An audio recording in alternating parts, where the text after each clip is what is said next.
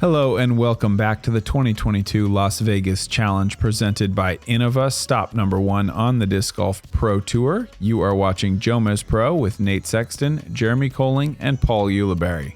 A lot of good stuff on that front nine. A couple of things that held a couple of those scores back. Ezra's double bogey and years on the last hole, but other than that, nothing but birdies and pars.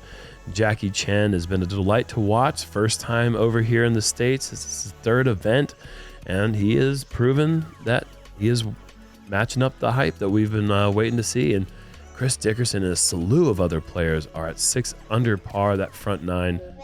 It's quick, and it's already over, and we are on to the backside of the first round of the 2022 season. Hole 10's a tough one. Par 3, 381 with the big sand trap hazard just in front of the basket. You got the downslope right behind it as well. So this is just an almost impossible hole to park. You're going to have to hit a putt. A lot of players play aggressive. If you land in the sand, then you get the penalty, but you can still save your 3. That's one way of playing it. Low, skip, fast speed, try to get out of the bunker.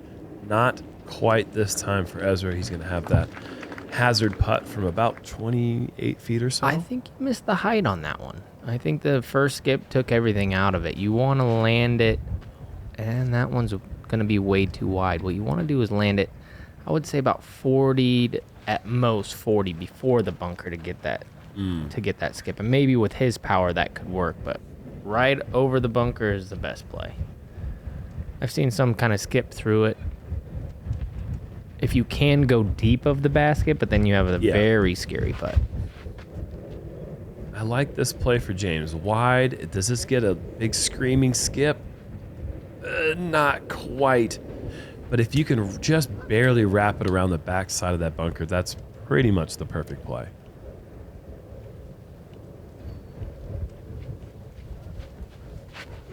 Destroyer with a little bit more height. Looks like it's going a bit deep.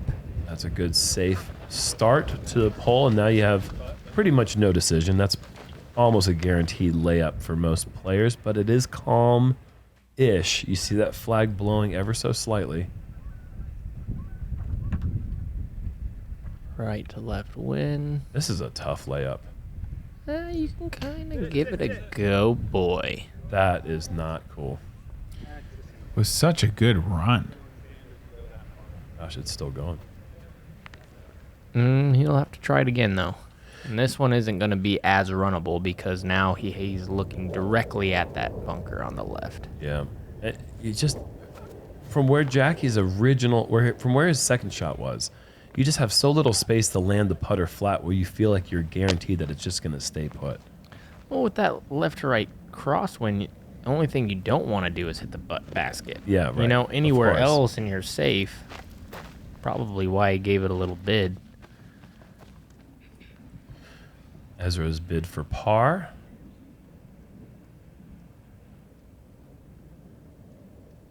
Really tough stance as well. Going straight straddle, no problem. Man, that is such a tough putt.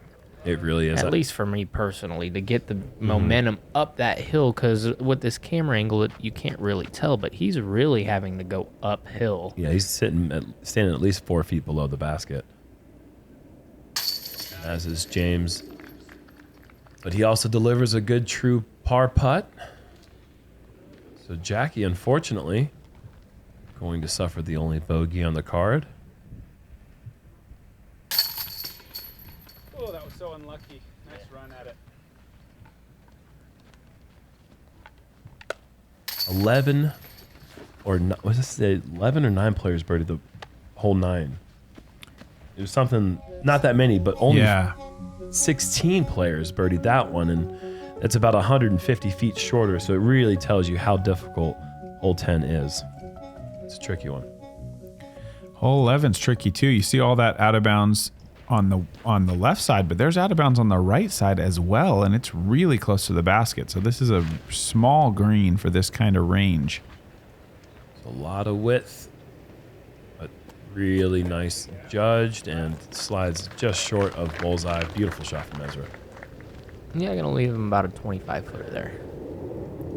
which is fantastic on this hole. I mean, this is tough to. You got to go just like you saw his disc. That's a perfect flight into the green to access.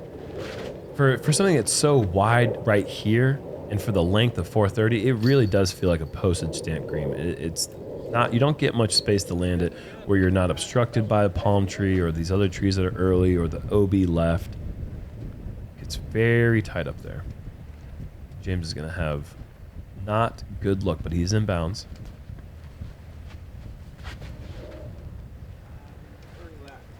Bit wide. I don't think that's going to have really the oomph, is it? Definitely didn't have the left movement, stuck behind that pine tree. Or is that getting pretty close to In bounds, though. That area over there, you're so close to the basket, but it almost requires you to come up with some really creative ways of just even getting to the basket. It's so thick. Watch this form. Easy. Doesn't look like he's doing much, and he just spins that thing forward, man. He really brings that. Sit down, hit the fence post. There's so many fence posts. Dang it. That'll be a tap in for par, but Didn't look like he did much, did it? no, it's just a very compact form. You really see that throwing arm spin all the way around the body. Gets so much torque. Got a little something here. Yeah. Creative.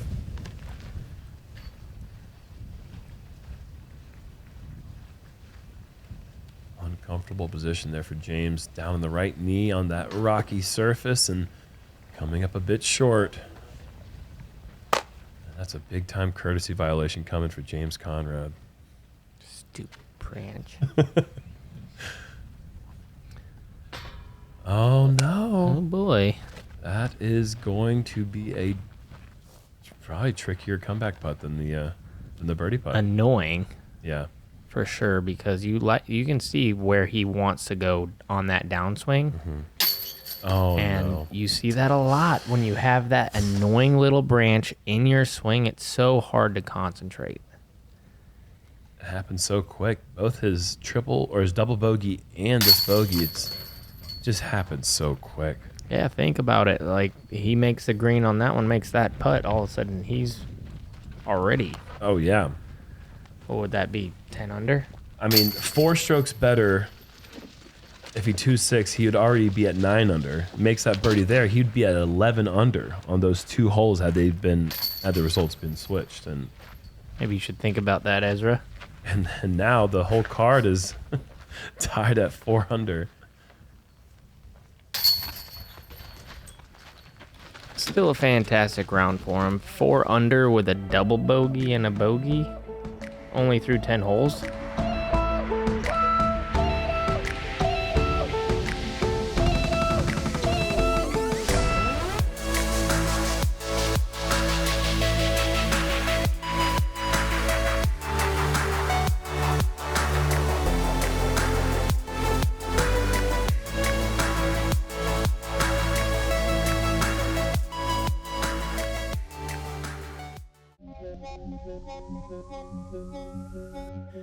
Taking a look at hole 12, par 3, 405 feet. Nothing really in the way early except one tree that either forces you to take a huge wide hyzer or more of a flat to fade shot. Most of the problems on this hole come in late though. You see all these little trees. This one big pine centrally located in the hole can block a lot of incoming shots. It's tough to get all the way in there, but the distance is manageable, so you can take the big backhand or even a big forehand. And you can reach it with a mid-range even with the fact that the fairway just goes downhill the whole way. But like you said, those trees and bushes really force a lot of 50-foot putts. James is having some issues with these tee pads and still manages to throw a pretty quality shot. He's going to have circle's edge look. Yeah, from the way that shaped off of the branch, I was surprised it got to where it did. You and me both. Sidearm play. Okay. Is this your typical play here? I go back and forth. You do. I mean, it's pretty accessible both ways. About the same, I would say. It's annoying on both sides with a bunch of little dinker trees that can just Yeah. take birdie right out of the equation. Jackie going with the wide stall.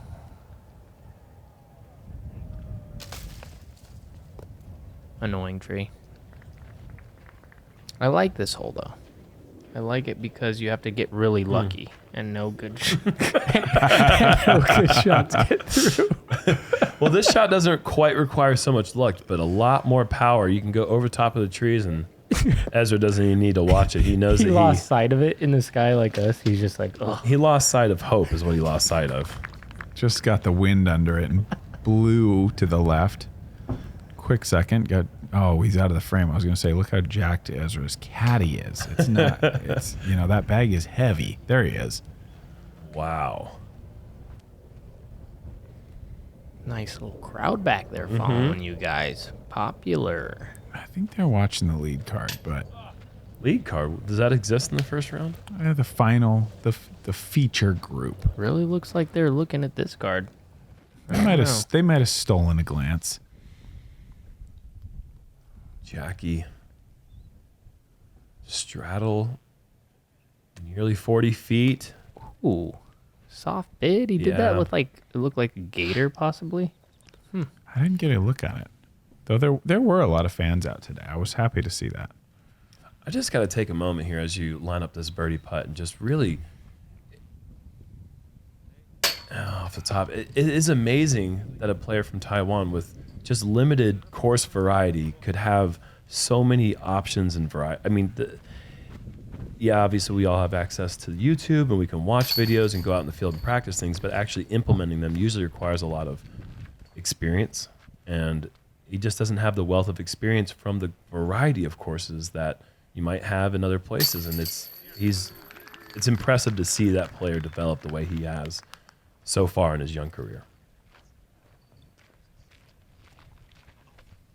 James solid in for his par.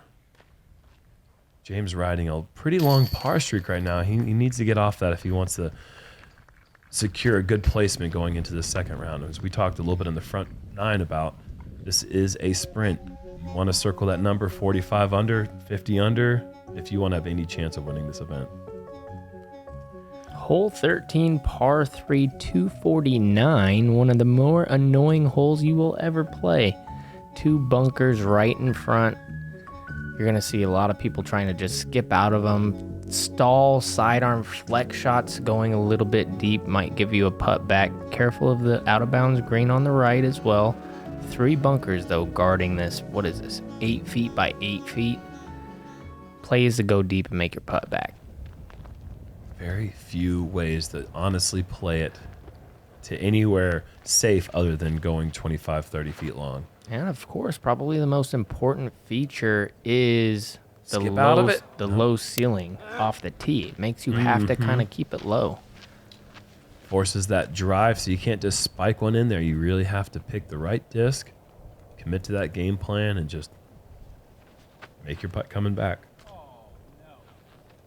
That really got away from me. Usually ceiling control, not a problem for my forehand, but I got the nose up on that one, hit that branch, took just enough off of it to spoil my plans of going 25 feet deep and making the putt.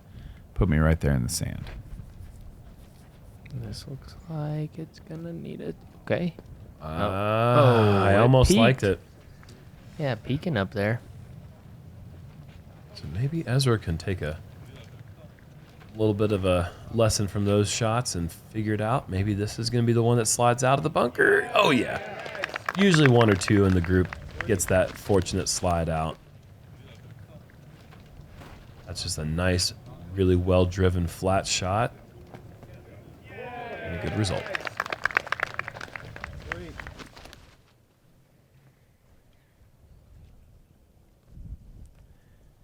This for par after the penalty.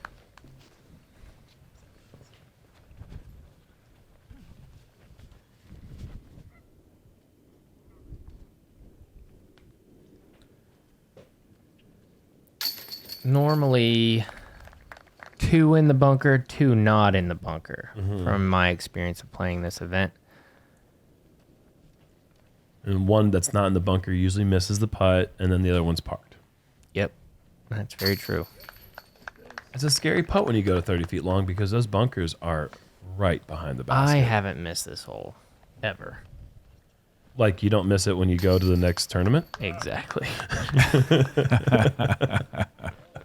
Don't even think about it ever again until I show up to practice the next year and I'm like, oh yeah, the Skippy, Yeah. I'm going to take a bogey here. Perfect. I did not miss this hole. I'm just sleeping easy. Every other city in America, sleeping easy, not worrying about it. Hole 14, par 3, 405, going uphill with OB on the left side. This one plays a little longer than its listed distance. You'd like to get out wide to the right and skip in around that tree. Formerly hole 18. This one always, I feel like whenever we play here, there's a big, strong headwind. Again, very little wind in Vegas, uncharacteristic for every single practice round. Ezra going a little deep there, circle's edge. Such an interesting thing when the practice rounds have very little to do with actual tournament conditions. Looks like a better angle here from James. Good ground play. This should... Oh, yeah. Yeah. That's nestled. That is inside bullseye for James. You don't want it to be exactly flat. You don't want it to be too left. This is legitimately a perfect angle, perfect line because it never was too much hyzer. It never got flat. And it took that soft skip because of it. Great angle control and display of power.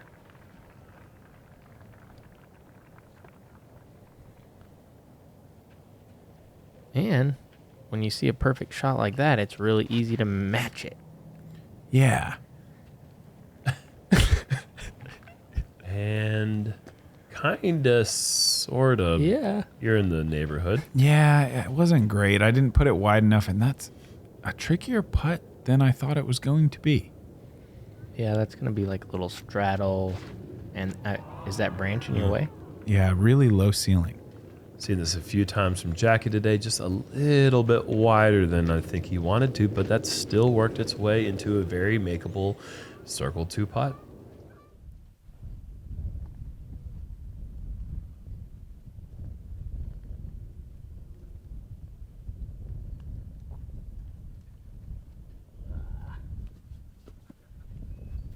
Good strong bid high.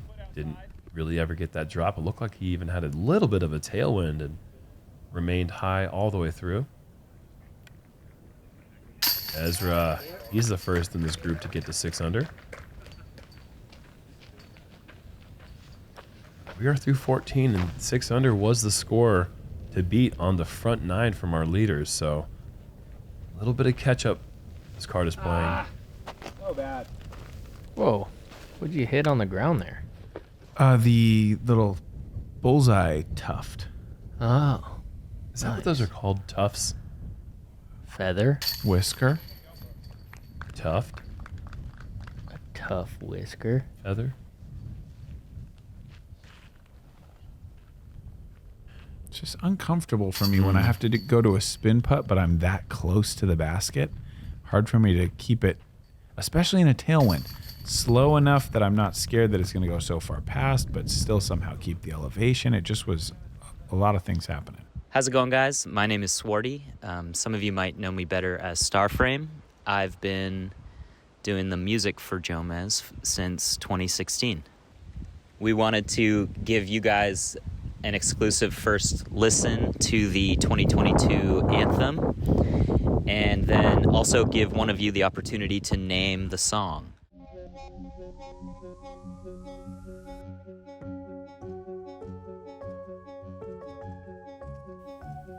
Hole 15, par 3, 269, slightly down the hill. You have this kind of a couple trees that make a canopy that guard a really comfortable shot into this green. Low ceiling. If you do hit these trees, they don't like you to go forward at all. It's a tricky thing going downhill with a low ceiling. It's a nice little change, though, from the hole in the past where there's usually about a 30 to 45 minute backup.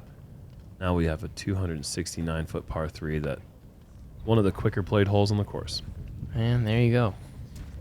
Not a chance to move forward. And just another tough putt. downhill, low ceiling. He's had quite a few of those. This is a James Conrad shape especial, I feel.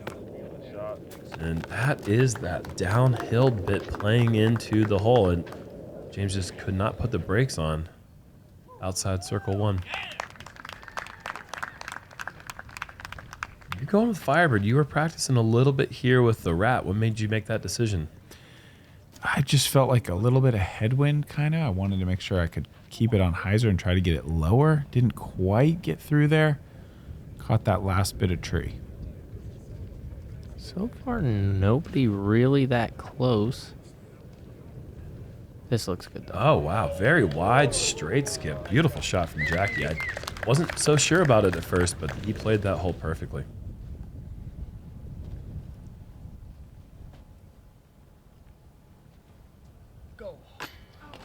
Oh, good effort.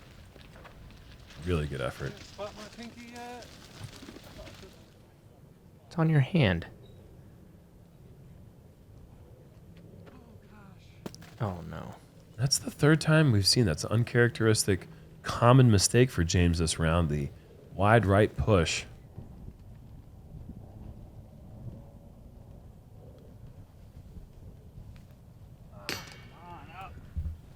Low ceiling got you there? Yeah. I almost thought about going to a knee. Just didn't quite follow through on the putt enough.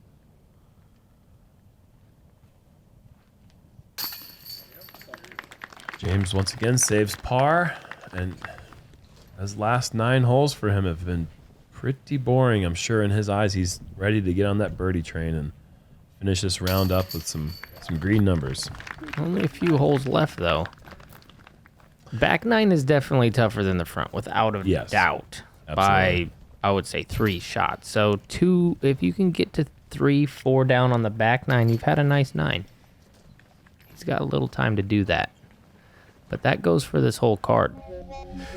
3 pars and only 1 birdie on the easiest hole in the course, and that's going to take us to the hardest hole in the course, hole 16, 533 feet downhill, but it is a absolute smash to get there. On top of that, the basket is on top of a mound, and not only that, it is obscured in all angles with low-hanging branches. This is a doozy.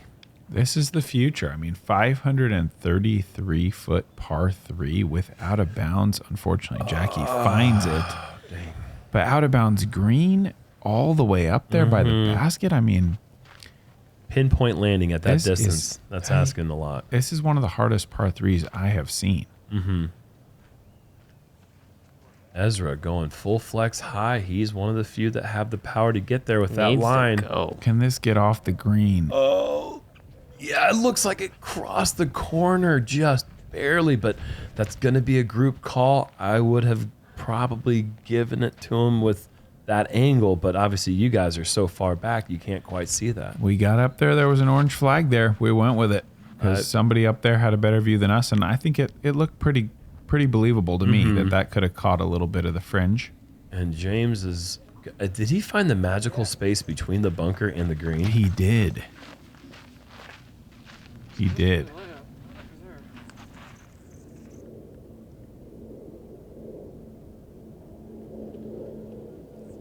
Trying to go a little bit wide here, but early release.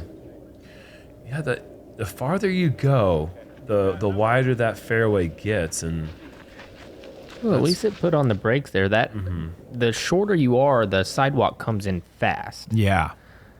The farther you throw, you get a little more leniency to the left-hand side. that's right. Jackie gonna have to play. It's somewhat blind approach even. He does get off the green. This was a bit of a hard shot. I was in almost the same spot as him. There's some low-hanging branches that stop you from really bringing the hyzer back as aggressively as you would like. So you kind of have to hang it out there on the green. And it's hard to get it to pull back in bounds. I was in the same spot, had the same problem. It's just kind of like you don't want to flirt too much because of small little yank and you're right on that green and not moving forward very far. James, about as easy of an approach as he'll ever have. He'll take the par here.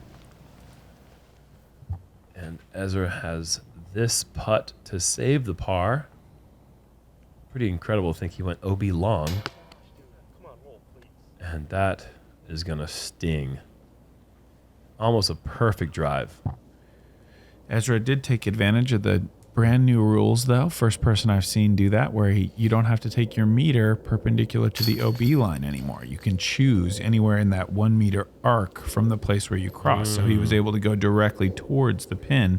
If you were paying attention to where that orange flag was, it might have looked a little weird to you. That's why we've got a new rule this year. 3 players on the day to birdie. Hole 16, Eagle McMahon, James Proctor, and the man we know as Cupcake, Jacob Cordes. Certified crushers.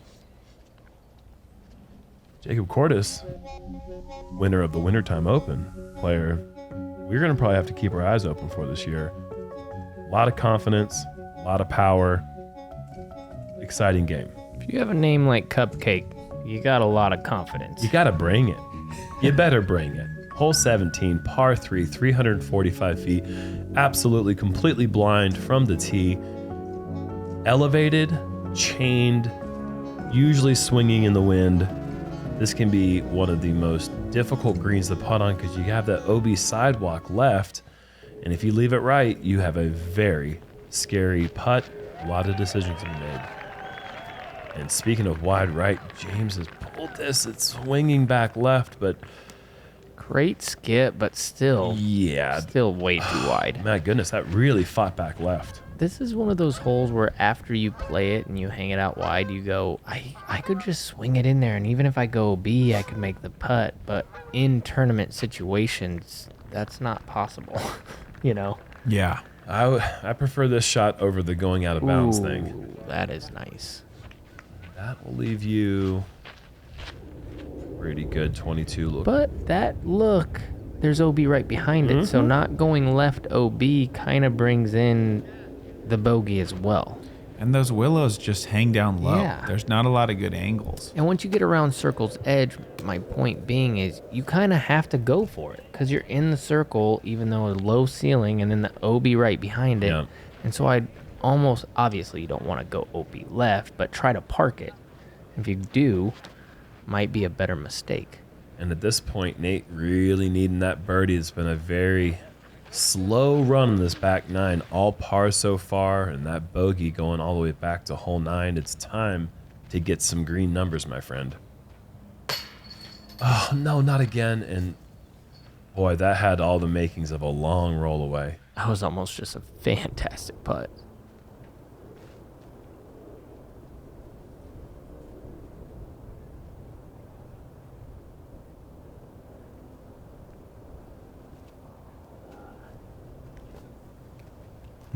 Just right for Jackie.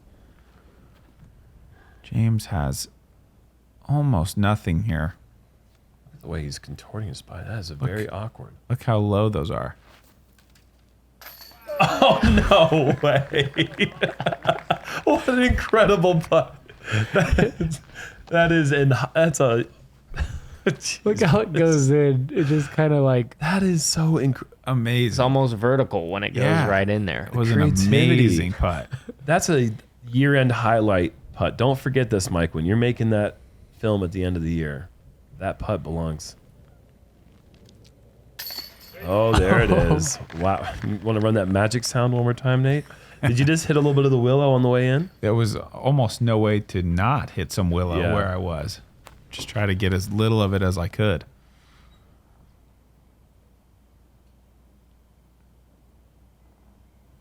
You know, fun fact about Las Vegas and Nevada in general is discs really actually fly farther than any place in the world. And that's a known fact. And that's why the Big D in the desert has happened out here several times. And what? It's not right. Okay. Do we need to elevate baskets with chains? I don't know if that's the reason why that happened.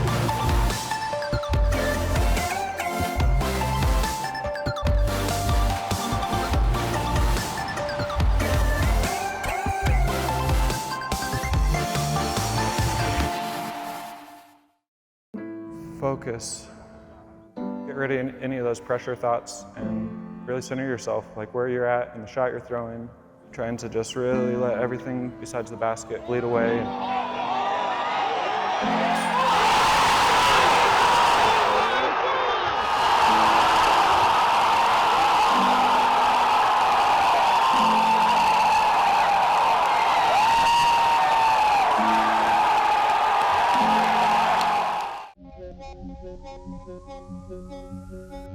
Just one hole to go. Hole 18, par 3, 301. You got to get over the water and back down before you find the OB long or right. This almost feels like an island green, though technically it's not, because there's OB surrounding the basket on 3 sides. Tough backhand hole with the turnover play. You see a lot of spike hyzers come in, but those willows that are on the left side really make that shape from left to right very difficult on the entry. It's a much better forehand opening, I feel like. Yeah, I feel like if you're going to throw the backhand, might as well just go right at it. Mm-hmm. This is about as much of a guarantee as there is in disc golf. 300 feet, Nate Sexton Firebird, park job. Very repeatable. Yeah, happy with that. Little bit of salvage on an otherwise pretty forgettable round. Oh, look at this. It looked almost the same as the last shot. Yeah, so they said prove it, so I just broke out my backup and was able to put it there again.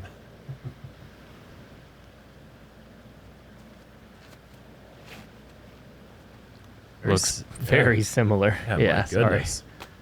That's the same line, even better roll. And that's going to be a good finish. Jackie's going to move to 5 under. Respectable finish for his first ever Disc Golf Pro Tour event round. Yeah, it's kind of a scary hole. It's really quite easy to land in bounds. It is, but it's one of those holes that could get away from you. Oh, yeah. Very easily. There's just enough enemies at the gates. Like, if you hang it out too wide right, you're not going to be able to get them down. There's a very thick bunker over there on the right side. And then the left side, that willow, if you catch it, you're dropping down OB. You're not getting through it. And he just hit that guardian tree coming in with that sidearm, and that was fortunate to be in bounds. And Ezra, after, essentially perfect start, just really had some bad breaks, spit outs, and unfortunate time on some of those scores. But, all the DNA is there as James finishes with another nice putt on 17 and 18. Yeah, that one was a walk in the park compared to the last hole. Yeah, absolutely right. Probably looked huge. But when you see Ezra play this round, you can look at it in 2 ways. Like, man, that was a bad round. You look at all the things that happened on the back nine, but you look at all the DNA there, and it's, a few things needed to go the other direction, and he is right there at 8, 9, 10 under. Absolutely. In fact, even as we were putting out here, I think I was almost sure Ezra had beaten me, because you just kind of forget some of those unfortunate moments. You think more about the highlights, and he had so many. Well, finishing at 6 under is not too shabby when things weren't really going your way for a while, but 7 under is the top score on this first Jomez card of the season. James Conrad, like we said, huge putts in 17 and 18, but that's going to be 4 strokes back of the leader, Chris Dickerson, first time ever playing in Las Vegas, and he's got the fire emoji hot round lead at 11 down. Get used to that leaderboard. What is that, like 15 people within 2 shots? That's incredible, and that's gonna be our season. That's what Jared Olson told me last time I talked to him. He said it was going to be a season where we could just see a lot of different winners, a lot of different players contending at the top. Trent Mears, up-and-coming player. I've heard about him for years. He is coming. Mears for years, we've been calling him, and finally, I think it's his time. 2023, baby. We'll see you next year. It's either him or J.R. Sullivan. Thank you to the Founders Club. Sign up at JomezPro.com/Patreon. Subscribe to the YouTube channel. Thank you guys so much for joining us. Our first round back. We're excited to be working together. We're excited to be here with you on the Disc Golf Pro Tour. Thanks again, and we'll see you for round 2 from Las Vegas.